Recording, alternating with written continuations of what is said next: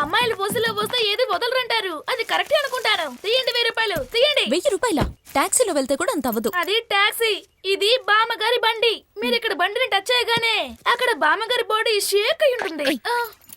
ఊరికే నువ్వు ఆవిడ గురించి అలా మాట్లాడుకో. హలో, మీకు ముసలావిడ గురించి ఏం తెలుసని? ఆవిడ చూడడానికి సైలెంట్, ఇంట్లోని వస్తువులు ముట్టుకుంటే వైలెంట్. ముసలిదాన్ని టార్చర్ తట్టుకోలేక ఇప్పటికీ ఒక అమ్మాయి అవుట్, ఇంకో అమ్మాయి ఇంకా ఆపుతావా?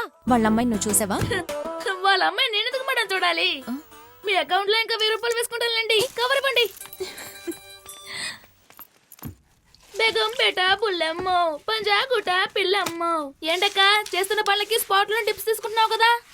టిప్స్ అంటే నేను చూసుకుంటాను కానీ వాళ్ళతో ఒళ్ళు దగ్గర పెట్టుకొని మాట్లాడితే మంచిది. ఏమైందిరా?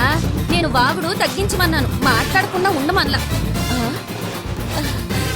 రేయ్, ఇప్పటికైనా నీకు అర్థమైందా? ఇప్పుడే అర్థమైంది. భగవంతుడా, ఇన్నాళ్ళకి నా తమ్ముడు కళ్ళు తెరిపించావు. మీరేదో గొప్ప ఎలిజబెత్ మహారాణి అనుకుంటున్నారా? మీరు పెట్టే టార్చర్ తో పోలిస్తే ఆ ముసలావిడ పెట్టే టార్చరే బెటర్ అనిపిస్తోంది. నేనేం చేశానురా? ఒక్క రోజు ఇల్లు అద్దెకిస్తే ఏదో సొంత ఇల్లు లేక మీ ఫోటో గోడకు తగిలించారు, అది కూడా కట్అవుట్ సైజ్ లో. అయ్యో, మధ్యలో నీ ఇబ్బంది ఏంటక్క? నువ్వెందుకు టెన్షన్ అవుతున్నావు? తీయండి 1000 రూపాయలు. ఎవరితో ఏం మాట్లాడుతున్నావు తెలుసా? ఒక నిమిషం. ఫోటో తగిలించిన మాట నిజమే, దానికి 1000 రూపాయలు ఎందుకు? మీరు ఇల్లు ఖాళీ చేసినప్పుడు ఫోటో తీసుకుని వెళ్ళిపోతారు. నేనా మేకు తీసి పెయింట్ వేసి ప్యాచ్ వర్క్ చేయాలి. దీనికి డబ్బు ఎవరిస్తారు? అన్నిటికీ కలిపి బిల్లేసాను, చూస్తారా? తీయండి 1000 రూపాయలు. రే గణేష్, నువ్వు మరీ రెచ్చిపోతున్నావురా. నాకంతా తెలుసక్క. అమ్మాయిని జాలిపడి వదిలేయమంటావా?